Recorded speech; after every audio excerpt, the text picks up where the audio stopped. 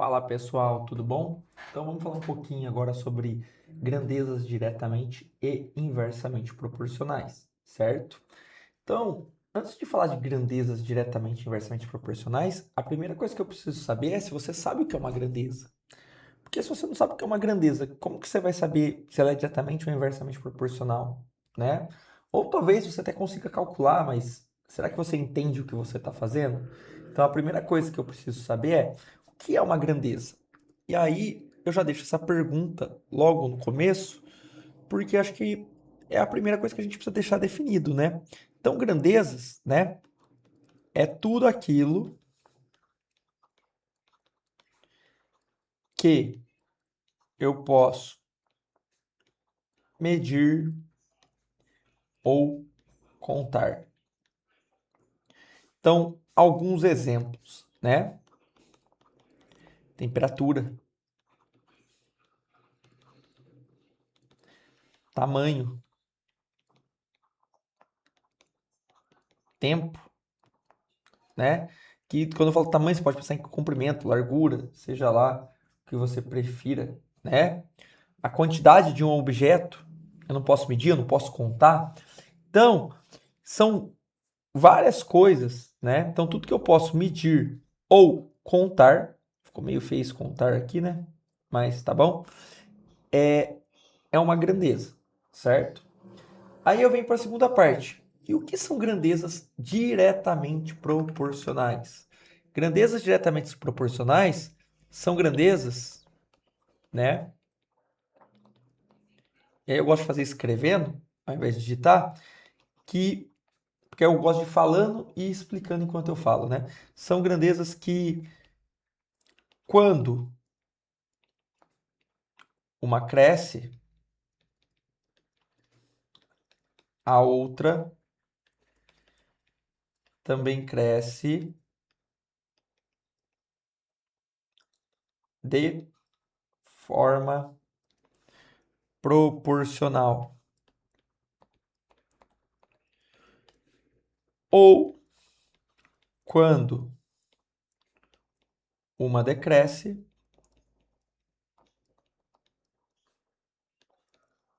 a outra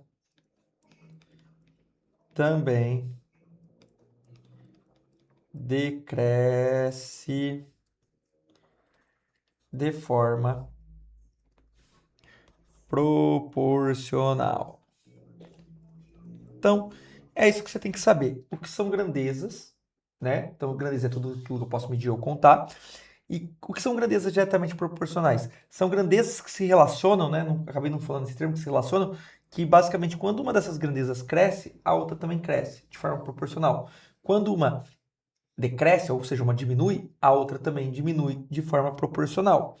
Vamos pegar aqui alguns exemplos, né? Exemplo. Você vai no, né? Um exemplo clássico é uma pessoa vai no supermercado, tá? E ela compra 6 pacotes de bolacha ou biscoito, né? Depende de onde você mora aí. E cada pacote, né? E cada pacote custa ou custou, né? Uh, R$ 3.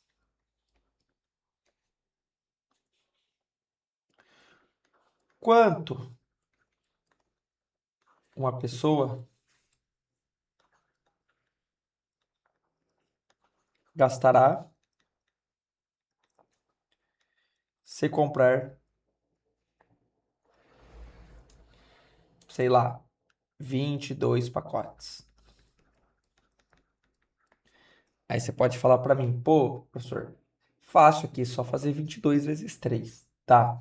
Se eu mudar aqui a frase, e se eu mudar aqui, ó, uma pessoa compra 6 pacotes de bolacha, uma pessoa comprou, vamos mudar para comprou aqui, que eu acho que vai ficar melhor, né? Uma pessoa comprou 6 pacotes de bolacha e gastou, por exemplo, e gastou Vamos pegar um número aqui. R$ 42. Quanto uma pessoa gastará se comprar 22 pacotes? E aí é onde você entra com a grandeza. Você poderia dividir o 42 por 6? Poderia. Sem contar que cada pacote custou R$ 7. E sim, você poderia fazer 7 vezes 22 e encontrar o resultado final, né? Encontrar os 154? Poderia. Só que isso é uma situação que eu estou pondo aqui como exemplo, como a gente está começando. Imagina que vai ter situações mais complexas. E aí, você tem que entender que essas coisas se relacionam. E como que isso significa, né?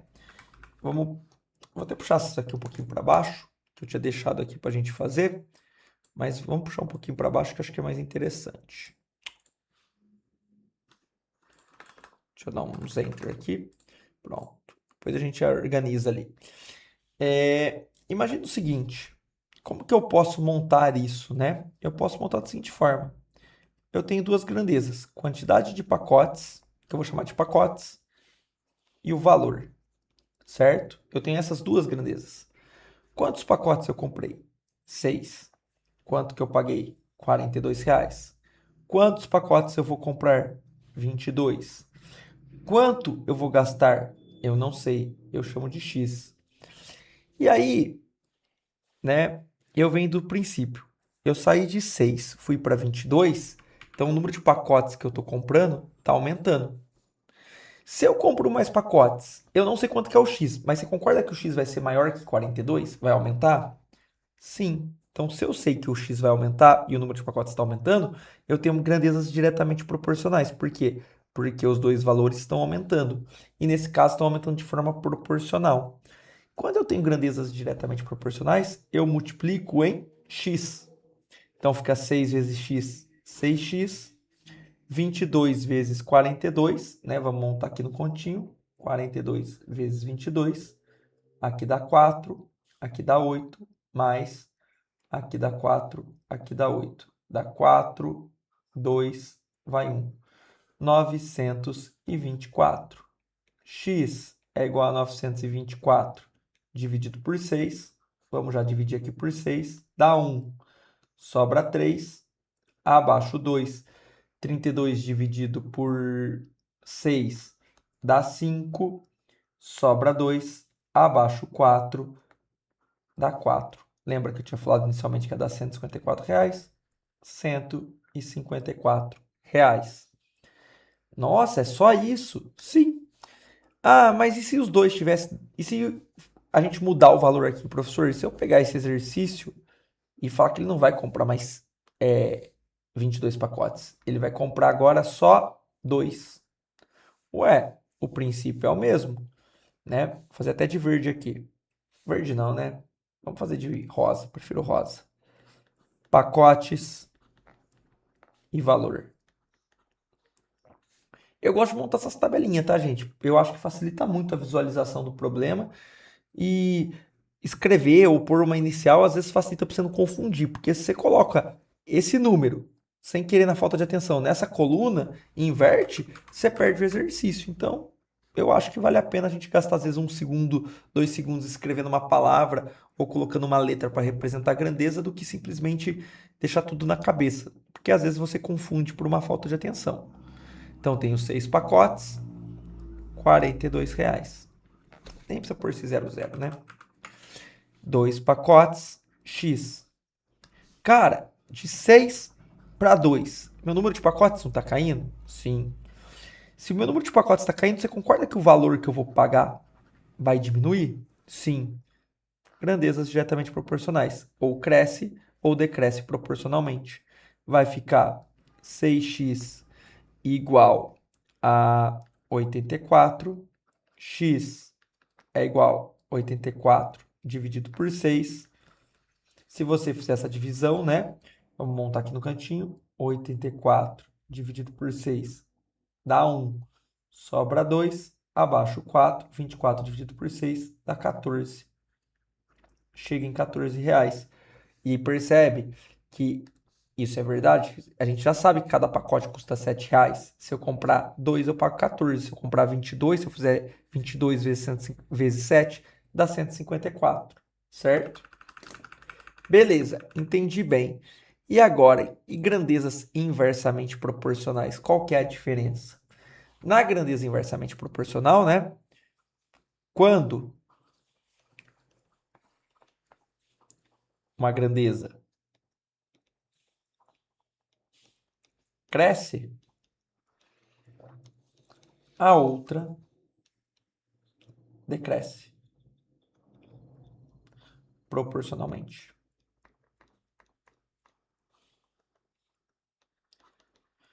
O que isso quer dizer? Né?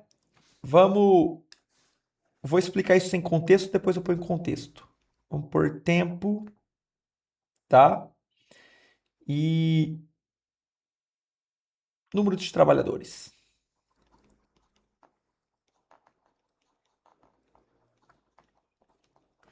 Vamos dizer que uma obra ia levar 4 dias e eu tinha 8 trabalhadores nessa obra.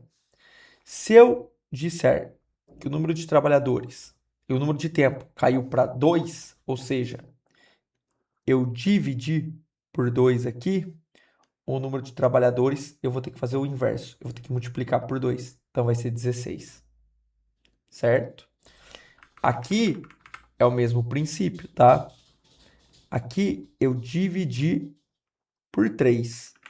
6 dividido por 3 dá 2. Se eu dividir 42 por 3, que está decrescendo, né? Eu chego em 14. Aqui eu cresci. Só que aqui não vai dar um número inteiro, tá? Vai dar um número decimal. Se eu não me engano, se meu cálculo não estiver errado, vai dar 3,333, tá? Então, eu fiz mental aqui, tá? Então, depois eu vou conferir certinho. E aí, coisa eu deixo uma observação na descrição. Mas qual é o ponto? Se aqui crescer 2 vezes, né? Só vou apagar aqui momentaneamente para vocês entenderem isso. Se aqui crescer 2 vezes, se aqui crescer para 12, aqui vai crescer para 84, porque é o dobro. Então, ambos os lados vão crescer proporcionalmente, ambos os lados vão dobrar. Se aqui crescer 3 vezes, for para 18, aqui vai crescer 3 vezes. Vai aqui para 126, certo? Então, é por isso que são diretamente proporcionais. Se um lado dobra, o outro dobra. Se um lado triplica, o outro triplica. Se um lado cresce 10 vezes, o outro lado cresce 10 vezes, certo? Se um lado divide por 2, o outro lado também divide por 2, tá? Então, é isso que vocês têm que entender na diretamente proporcional. Na inversamente, é ao contrário. Se um lado divide, o outro multiplica pelo mesmo valor, tá?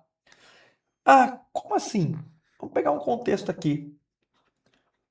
Uma quadra está sendo reformada. Eu vou digitar para ser mais rápido, tá? Para não ter que ficar escrevendo tudo. Uma quadra está sendo reformada. E o tempo previsto para a reforma é de 10 dias. Estão trabalhando nessa reforma 8 operários. Caso o número de operários... caramba. Vamos mudar aqui de 10, vamos mudar para 20 para ficar melhor. O que eu quero fazer? Aumente. Caso o número de operários. Então, caso sejam contratados mais 16 operários, quanto tempo levará para a reforma ficar pronta? E aí, eu tenho aqui uma situação problema. Então, eu tenho aqui, vou fazer aqui embaixo, tá? Tempo e número de trabalhadores. Então, vou por aqui operários. Quantos... então, ó, o tempo previsto para a reforma é de 20 dias. 20 dias. Quantos operários eu tenho? 8. Estão trabalhando nessa reforma... caso sejam contratados mais 16 operários. E aqui você tem que tomar um cuidado, senão você cai no golpe. Se você marcar 16 aqui, você vai errar. Por que você não vai marcar 16? Você vai marcar 24. Porque você tinha 8 e foram contratados mais 16. Então, mais 16, que dá 24. Cuidado para não cair no golpe, tá? E aqui eu vou pôr X.